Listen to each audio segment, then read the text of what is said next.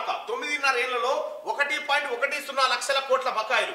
గత ప్రభుత్వం చెప్పిన లెక్కలు ఆందోళనకరం. ఇప్పుడున్న బీటీపీఎస్ తో ఆర్థిక భారం తప్ప ప్రయోజనం లేదని విమర్శ.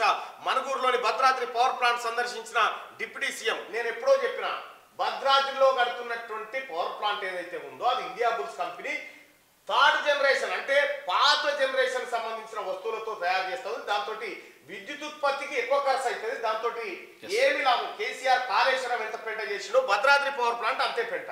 ఇది మనకేమి, దీన్నే మనం చదవాలి. అవును, ఇగో ఇది పవర్ ప్లాంట్ కథ. కొత్తగూడెం జిల్లా బీటీపీఎస్ లో అధికారులతో మాట్లాడుతున్న డిప్యూటీ సీఎం బట్టి విక్రమార్క.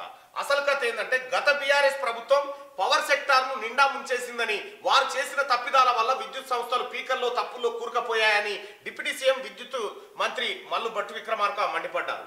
భద్రాద్రి కొత్తగూడెం జిల్లా మనుగూరులోని భద్రాద్రి పవర్ ప్లాంట్ ను ఆయన శనివారం సందర్శించారు, పరిశీలించారు. ఇక ప్లాంట్ ఆఫీసర్లతో రివ్యూ నిర్వహించారు. పవర్ ప్లాంట్ పనులు జరుగుతున్న తీరును, విద్యుత్ తయారీ, కోల్ సప్లై వివరాలను ఆయన అడిగి తెలుసుకున్నారు. ఇక్కడ కోల్ కాదు, మన సింగరేణి బొగ్గుతో కాదు, ఇది విదేశీ బొగ్గు కావాలి. దీని తయారీ జపాన్ నుంచి తేవాలంట. మొత్తం మోసం కేసీఆర్ బతికే మోసం బతుకు ఇట్లా నాశనం చేసి పెట్టిండు.